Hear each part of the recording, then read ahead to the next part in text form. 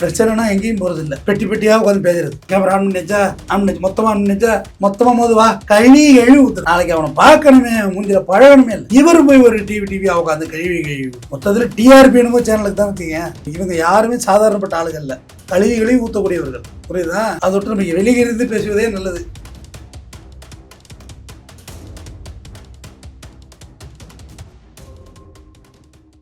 இன்றைய சிறப்பு நிகழ்ச்சியில் நம்முடன் இணைந்திருக்கிறார் குற்றவியல் வழக்கறிஞர் RS தமிழ்வேந்தன் அவர்கள். வணக்கம் சார். வணக்கம்.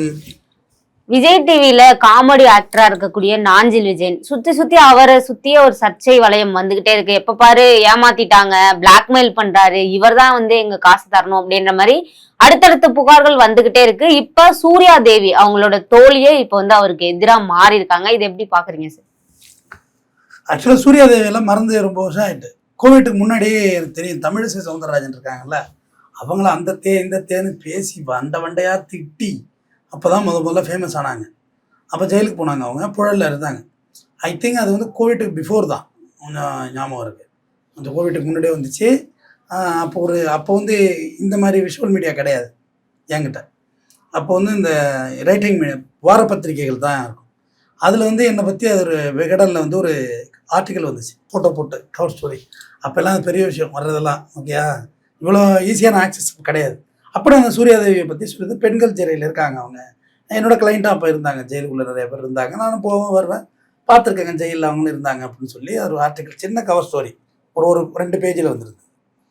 அப்புறம் தான் இப்போ தான் கேள்விப்படுற, ஓஹோ இப்படி ஒரு கேரக்டர் இருந்துச்சு. இடையில ஏதோ ஒரு வாட்டி சோசியல் மீடியாவில் ஏதோ பேசினாங்க. அப்புறம் ஆன்மீகத்தில் அவங்க ஈடுபட்டாங்க. ருத்ராட்செல்லாம் போட்டிருப்பாங்களே பார்த்தீங்களா? ஆன்மீகத்தில் ஈடுபட்டு பட்டையெல்லாம் போட்டு வேறு மாதிரி போயிட்டாங்க அவங்க. ஐ திங்க் அவங்க நேட்டிவ் பிளேஸ் மணப்பாறைன்னு தாங்க என்னோட ஞாபகம் சரியாக இருந்தால். அவங்க திருச்சி மாவட்டம் மணப்பாறைங்கிறது தான் என்னோட ஞாபகம் சரியாக இருந்தால். அதுதான் நாஞ்சில் விஜயன். அதாவது நீங்கள் ஒரு பிள்ளை பற்றி நீங்கள் ரொம்ப கஷ்டப்பட்டுலாம் வளர்க்காதீங்க. விஜய் டிவி வாசலில் கொண்டு போட்டு வந்துடுங்க. குவான்னு கதறது பாருங்கள். குழந்தை இப்போது அழுகிறது. காலை 6:30 AM அப்படியே தூக்குவாங்க கேமராவை. அப்படியே ட்ரோன்லாம் கிடையாது, அகிலா கேமரா பார்த்துருக்கீங்களா? இவருக்கு தெரியும் கேமரா பண்ண. அகிலா கேமரா போட்டு இறக்குவாங்க. இப்போது குழந்தை பால் குடிக்க போகிறது, தாய் இல்லாததால் பஞ்சால் பால் கொடுக்குறோம் அப்படி ஒரு கடத்த குரலில் ஒரு ஷோ ஆரம்பிப்பாங்க. அப்படியே வந்து குழந்தை இப்போது ஆட்டோவில் ஸ்கூலுக்கு செல்கிறது. ஆட்டோ பின்னாடியே கேமரா போயிட்டு அப்படியே வந்து கடாசா பார்த்தா ஒரு நாள் ஸ்டாண்டப் காமெடியன் ஆகிடுவாங்கம்மா. குழந்தை படுத்து கிடந்துலேருந்து நேராக நிமிடுறது வரைக்கும் உள்ள ஷோ தான் இப்போ நான் சொன்னது. 20 வருஷத்துக்கு எபிசோடு இருக்குது. நம்ம என்ன சொல்கிறோம், விஜய் டிவியில் வாட்ச்மேனாக இருந்தால் கூட போதும்னு சொல்கிறேன். நம்ம பெரிய ஆளாகலாம். அந்த பிளாட்ஃபார்ம்லாம் யாருக்கு கிடைக்குது? எளிய மனிதர்களை பெரிய ஆளாக்குவது விஜய் டிவி. நான் வரவே இருக்கிறேன். நான் கிரிட்டிசிசம் பண்ணது அது வேற. நீ ஒரு குழந்தை எந்த சிரமமும் இல்லாமல் ஒரு பிள்ளை வளர்ந்துருதுங்கிறது ஒரு கருத்து. ஆனால் வளர்ந்த பிறகு எளிய மனிதர்களாக இருப்பதில்லை. 10 வருஷத்துக்கு முடியல ஞாபகத்தை நான் திருப்பி நல்லா ரீகலெக்ட் பண்ணி சொல்கிறேன். அவங்கள்ட்ட போய் 10 வருஷத்துக்கு முன்னாடி என்ன வருதுன்னு கேட்டால் தெரியாது அவங்களுக்கு.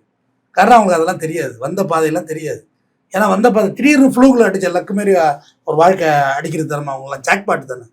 இண்டிவிஜுவல் ஸ்கில்லை வச்சோ ஒரு முயற்சி வச்சோ, நீங்கள் நடிகர்களே பாருங்களா, முயற்சி வச்சு வந்தவங்க கடைசி வரையும் அப்படியே தான் இருப்பாங்க. ரஜினிகாந்த் எல்லாம் போய் பில்டப்பாக இருக்க சொல்ல, இருக்கிறது தெரியாது அவருக்கு. இருக்க மாட்டார்ல, இருக்க தெரியாது. போட்டிருக்க சட்டை நல்லா இருக்கா நல்லா இல்லை எல்லாம் தெரியாது. அன்னைக்கு பார்க்குறேன், இங்கே ஒரு பட்டன் போட்டிருக்கு, இங்கே ஒரு பட்டன் போட்டிருக்கு. எங்கே வர்றாரு? பாரதி ராஜா வீட்டுக்கு வர்றாரு. அவருக்கு தெரியாது ஆக்சுவலாக நம்ம இப்படி பண்ணியிருக்கோம், இன்னும் நல்லா ட்ரெஸ் பண்ணிக்கணும், விக்கு வச்சுக்கணும், அதை பற்றியெல்லாம் தெரியாது அவருக்கு. காரணம் அவர் வந்த பாதை எப்படி, அவ்வளோ முயற்சி, அவ்வளோ அவமானம். விஜய் சேதுபதி மட்டும் எப்படி ஹிட் ஆனார் இவ்வளோ நடிகர்களுக்கு மத்தியில்? வந்த யதார்த்தம் அப்படி. விஜய் சேதுபதி சூப்பர் ஹீரோமா, ஃப்ரண்ட் ரோல உட்காந்துருக்காரு, ஸ்டண்ட் மாஸ்டர். டேய் மச்சான் நல்லா இருக்கியாடா அப்படின்றாரு இவர். அவர் திருப்பி அவர் ரொம்ப தயங்கி, நீ பெரிய மனிதனாகிட்ட நீ தான் சின்னவனை அரவணைக்கணும், ரொம்ப தயங்கி நல்லா இருக்கணும் உட்காராங்க. அப்படி விஜயகாந்த் அது மாரி தான், பக்கத்தில் உட்கார வச்சுக்கிறது. இந்த புள்ளமாக நடிக்கிறவங்கலாம் இருக்காங்கல்ல, அவங்கள மடியில் உட்கார வச்சுலாம் ஃபோட்டோ எடுத்துருக்காரு. அவங்க வீட்டு கல்யாணத்துக்கு போய் சிறப்பு இருந்து நான் கலந்துக்குவார் விஜயகாந்த். ஏன்னா வந்த பாதை இப்படி. தட்டில் சாப்பாடு வைக்க உள்ள ஷூட்டிங் ஸ்டார்ட் அடிமா, உனக்கெல்லாம் சாப்பாடாக வையும் பார்க்கலாம். அது தான் அவரோட படம் ராவுத்தர் ஃபிலிம்ஸில் சாப்பாடாக போட்டார் எல்லாருக்கும். நான் மட்டன் சாப்பிட்டேன், நீ மட்டன் சாப்பிடு, நான் எள்ளி சாப்பிட்டேன், நீ எள்ளி சாப்பிடு. விஜயகாந்தம்மா மறந்துருப்பாங்க மக்கள். மறதி ஒரு தேசிய வியாதி இல்லை. ஆனால் விஜய் டிவியில் நாஞ்சில் விஜயன்லாம் அந்த பழசை மறந்துட்டாங்க. அவரோட பேக்கப் போய் கேளுங்க, அது ஒன்றுமே இருக்காது. ஆல்ரெடி விஜே ஒரு திருநங்கையோட ஒரு ப்ராப்ளம் ஏற்பட்டுச்சா, வைஷ்ணவி ப்ராப்ளம் ஏற்பட்டு அவங்க பெட்டியாக இந்த பிரச்சனைனா எங்கேயும் போகிறது இல்லை. பெட்டியாக உட்காந்து பேசுறது. கேமரா ஆன் பண்ணிச்சா, மொத்தமாக போது வா கழுவி ஊத்து. நாளைக்கு அவனை பார்க்கணுமே, மூஞ்சில பழகணுமே இல்லை. இவரு போய் ஒரு டிவியா உட்காந்து கழுவி மொத்தத்தில் டிஆர்பி என்னமோ சேனலுக்கு தான் வச்சீங்க. ஒரு விஜய் டிவி சம்பாதிக்கிற அளவு யூடியூப் சம்பாதிக்கிறதுன்னு செய்யுது, காம்படிஷனில் இருக்குதானே. ஓட்டுக்கு அவங்களும் யூடியூப்ல சம்பாதிக்கிறாங்க, அவங்க மட்டும் தனியாவா? அதனால அவங்களும் கழுவி ஊற்றி வந்தாங்க. இதில் ஒரு அப்பயே வந்து ஒரு 2 லட்ச ரூபா பணம் கேட்டார், மிரட்டுறாருன்னு சொல்லி வைஷ்ணவி அந்த திருநங்கை போய் புகார் கொடுத்தாங்க. அது ஒரு பக்கம் கசமும் ஒன்று இருந்தது. அப்புறம் லாஸ்ட்டாக தான் வந்தார் விநாயக், சூர்யாதேவியோட என்ட்ரி. பார்த்தா 2019 என்ட்ரி இருக்கு. நான் சொன்னேன்ல, கோவிட்டுக்கு முன்னாடி ஆக்சுவலாக அவங்க ஜெயிலேருந்து வந்த பிறகு இந்த நிகழ்வுலாம் நடந்திருக்க வாய்ப்பு இருக்கு. எனக்கு அப்போ நினைவு இல்லை. இந்த அளவுக்கு சோசியல் மீடியா வளர்ச்சியெல்லாம் இப்போ இல்லையே, எனக்கு தெரிஞ்சு அவ்வளோ பெருசாக இல்லை, இவ்வளோ பூமாவெலாம் இல்லை. டவர் எடுக்காதவங்க சுற்றி நடக்குமா செல்லு பாட்டுக்க, தூக்கிட்டே இருக்கணும். அப்போ எல்லாம் போட்டோ போட்டு ஏரில் போய் தூக்கி நிற்கணும், போட்டோ ஏறுது. இப்போ போட்டோ டக்குன்னு 5G வந்துடுறா. எத்தனை ஜி வந்தாலும் கஞ்சி விவசாயி தானே இல்லை அண்ணனே நிறைவு கூறுவோம் அந்த இடத்துல. அப்போ சூர்யாதேவியோட என்ட்ரி. அவங்களும் யார் மிஸ்டர் நாஞ்சில் விஜயன் தோழமையாக பழகியதாக சொல்லப்படுகிறது. என்னது எதுவும் நான் பார்த்தது கிடையாது. ஏன்னா இப்போதான் சூர்யாதேவியோ நீ ரீகலெக்ட் பண்ணி கொண்டு ஃபோட்டோஸ்லாம் நிறைய இருக்கு சார், அதையுமே நான் பார்த்தது இல்லைம்மா. ஏன்னா இப்போதான் ரீகலெக்ட் பண்ணி கொண்டு வரும். இவங்க யாருமே சாதாரணப்பட்ட ஆளுகள் இல்லை, கழுவி ஊற்றக்கூடியவர்கள், புரியுதா? அதை விட்டு நம்ம வெளியிருந்து பேசுவதே நல்லது, நாகரிகம் உத்தம். இவங்க சூர்யாதேவி வந்து 2 பேர் பழைய, அப்புறம் தங்கச்சி கல்யாணத்துக்கு 2 லட்ச ரூபா நாஞ்சில் விஜயன் வாங்கினதாகவும் கூறப்படுகிறது.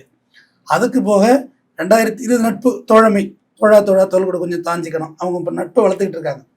இதுக்கு இடையில பார்த்தீங்கன்னா 2020 யூடியூப் சேனல்ஸில் உட்காந்து வனிதா விஜயகுமாரி தப்பாக பேசினாங்க. ஆக்சுவலாக வனிதா விஜயகுமாரிலாம் நானும் பேசுறதே கிடையாது, அதோட விருப்பம். மற்றவ கள்ள புருஷனாக வச்சுக்கிறா 10 பேரை, இது வெளிப்படையாக கல்யாணம் பண்ணிக்குது, அதோட ஃபேஷன் இதுதான். கல்யாணம் பண்ணணும், பிடிக்கலன்னா டைவர்ஸ் பண்ணணும், அவ்வளோதானே. இது சட்டத்தில் இடம் இருக்கான்னு பண்ணிக்கூடாதுன்னு.